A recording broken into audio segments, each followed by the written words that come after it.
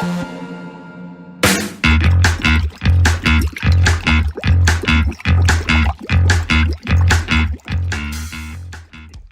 everyone. It's that time of the week again. It is the Jikan no Jikan. That's right.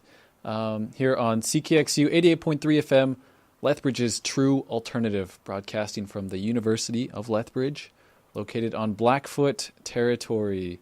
And today I am joined by a very, very special guest, the one and only Maria Takeuchi. Hi everyone. Hey, Takeuchi-san, thank you so much for joining the Jikan today. Of course. Thank you for inviting me. But yeah, for everyone who doesn't know, Maria Takeuchi, she is a musician, an artist. And so we met back at Sled Island. She was one of the performers there. And the Jikan was lucky enough to get an interview with her in Calgary. So that was back in June. Yeah. We've kept in contact a little bit, and here she is again. Yeah. It was a pleasure to talking to you. It was an awesome interview. Oh, thanks. That was my first one, so I'm really happy to hear that. Another reason to be excited today is today's show is all about my favorite group, METAFIVE. Yay, METAFIVE. They are so cool. And so we actually just heard a song by them that was Chemical from their EP last year called METAHALF. First of all, they're a supergroup of some of Japan's finest musicians. And so who are some of these musicians in METAFIVE? Yeah, that's a really amazing part of this group, which is original drummer of YMO, Yellow Magic Orchestra, Yukihiro Takahashi. That's right. Yeah, he's a really big deal. And in this group, he does vocals and like the percussion. And then... It's Cornelius, who is my favorite artist as well. His name is... Keiko Oyamada, I think. Yes. Yeah, he's awesome. Yes. Yeah, he's actually, like, as Cornelius, I think he's fairly famous internationally. And so he's the guitar player for METAFIVE. And also there's Yoshinori Sunahara. Yes. Honestly, before listening to METAFIVE, I wasn't familiar with this character, but... Yeah, it's so surprising to finding out all the amazing musicians getting together in this band. Yeah, and just I don't know. Yeah, METAFIVE definitely really helped me like discover like a lot of like older Japanese music too. Like most of these musicians are pretty influential for electronic music in Japan for sure. I guess Yoshinori Sunahara was part of Denki Groove for some time. And based off people I've talked to, it seems like Denki Groove's really popular in Japan. Most people know who they are. Toate is also in METAFIVE. I'm a big fan of Toate. Sounds awesome. Really, really creative. Yeah. He's like even... I knew him before listening to METAFIVE, so when I found out he was a member, I was super excited. Yeah, just really amazing DJ. He still makes awesome music today with his solo project. And then there's Tomohiko Gondo. He's I guess he plays like the flugelhorn. He does the euphonium stuff. He's worked directly with Takahashi, but I guess all of these musicians in some way have been connected to, I guess, to Yukihiro Takahashi. So that's really cool. And then last but not least, there's Leo Imai, and so he does the vocals. I'm also a huge fan of Leo Imai. I think he's so cool. But he's he's the youngest member of the group. Mhm. So I think, like Yukihiro Takahashi, he's 65. Oh, He's an old guy. yeah. Oji-san. Takeuchi-san, I wanted to ask you because you see things differently as a musician than I would, for example. But I guess like here in Canada, most people aren't familiar with like YMO. I guess like how influential do you think like YMO is or has been? It's, it's difficult to mention. I think we say in Japanese like music industry, most of these people like Yukihiro Takahashi, Ruichi Sakamoto. I mean, he's not in METAFIVE, but YMO, and also Cornelius. They've been usually taking the role of like productions for mainstream. Sometimes in mainstream, or sometimes, or I think a lot of times on commercials or in the film or anime soundtrack. So maybe a lot of people don't really know them much. Like, of course, Rich Sakamoto is so popular, but Yeah. maybe only certain music fans knows, like Toate or Cornelius. But we always heard their sound everywhere on the TV. So I think the way that they are big influence in the industry, and also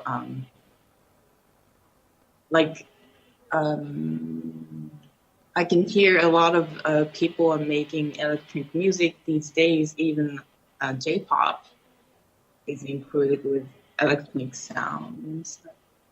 And YMO was, I believe, they were the first one that brought those music in Japanese popular scene. Yeah, I think you're right about that. So in that case, I feel that's a big influence. But I don't know if a lot of people know about them. Yeah, honestly, I've never met someone who's known like Toate. I've met a few people in Canada, like Canadians who know Cornelius. But wow, that's really interesting though. Like I really. think that's what I think. It's kind of their how do I say,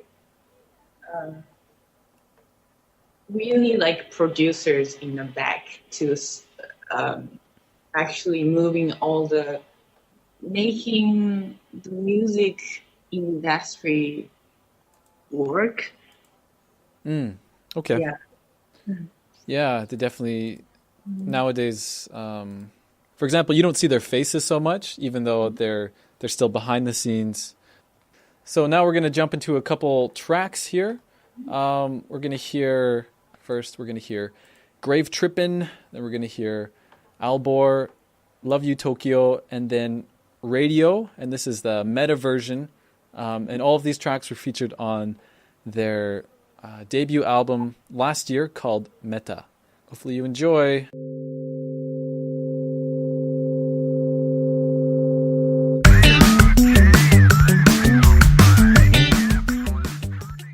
All right, welcome back, everyone. This is the Jikan. We're here with Maria Takeuchi, and we're talking about METAFIVE. So, Takeuchi-san, we've talked a lot about Yellow Magic Orchestra. Do you feel like METAFIVE resembles Yellow Magic Orchestra at all, or do you feel like the music's totally different? Or That's a good question because I watched their live video of METAFIVE, and at the very beginning, I think they were playing with the name of Yukihiro Takahashi plus METAFIVE, and then they changed the name to just the METAFIVE. So at the time, I think that they're like the beginning of the performances. I really heard a lot of YMO. I felt maybe because it was maybe they were singing their songs as well as also Yukihiro Takahashi was singing. So I felt some of the song still has some of Yellow Magic Orchestra feeling, but then the new one, it's Meta, right? The album. That's right. Yeah. So I feel there's a slightly feeling of those 80s YMO, a little cheesy, but minimum really cool sounding of YMO is existing there. But I feel the METAFIVE is more like, I don't know how to, it's the right way to call it, but 2010 electronic music. We had a revival of those electronic music. Don't you feel? Yeah, no, definitely. Yeah. The world is kind of crazy about like old 80s music now, or like the 80s sound anyways. I think that's really interesting what you've said. I think I agree with you. META5, like the sound is a bit different, but I feel like the spirit of Yellow Magic Orchestra is there. It's so amazing because they've been playing since late 70s until now, always involving, always like develop different, not completely different music genre, I think, but they are so developed in cool ways. Definitely, yeah. I mean, they definitely don't sound exactly the same since the 70s. Yeah, there's many changes for sure. You know, you've got Ryuichi Sakamoto. He still does like soundtracks too for movies. Piano Code was so amazing when I saw his performance. He just played one chord. I had a goosebumps. Wow, after one chord. Yeah, it's crazy. That's how I started to follow him more because I just felt that's a true musician. Wow, I can't imagine what that would be like, but I guess with someone with his talent and experience, yeah, he could definitely move people with even just a single chord. That's wow. So I think everyone brings their own element to META5. It's not just Yukihiro Takahashi. You know, each song basically is written by like a different person or a combination of different people. So you can really hear their individual influence in each song. It's like a really cool blend of all these sounds. The thing about META5 is I feel, especially your songs, they are using the real drum, so the bass and then the guitar sounds. So it's really a mix of electronic music and these analog instruments. And they were making it very tight sound and also very energetic. Not only cool, but energetic. Also, some songs with Imai's vocal. I don't know how this genre is called. What do you think? It's honestly like to me it's just pop music. I mean, you could talk about all of the elements in there, but I think it's just pop music. It's got some really great grooves, some really great beats. Yeah, oh my goodness. I wish I could see them live. Yeah. So cool. I don't know if he is the one, Yukihiro Takahashi is the one to produce these videos or like stage performances, but I think it used to be for YMO. He was the one like coordinating their clothes and in their looks, because he had a fashion design background. Oh wow, I did not know that. I think you're right because YMO is definitely a very visual band too. Like their videos, the performances, they're very elaborate, and so yeah, I'm sure that yeah he plays a big role. I know that a lot of the artwork is done by Toate, like Oh, on their at least like their albums and stuff. Well, we're gonna jump into some more songs here. We're gonna play a newer one and then two older ones actually. So we're gonna hear Submarine, and so this is off their EP from last year, and then we're gonna hear Split Spirit, the original version. So this was actually featured on a Japanese anime called Ghost in the Shell Arise, and so that was in 2014. And we're gonna hear a song. Actually, it's a live song. It's called Something in the Air. It's from their live album Techno Recital. And this song is actually, it was from Yukihiro Takahashi's solo album in 81. And the album is called Neuromatic. So yeah, stick around.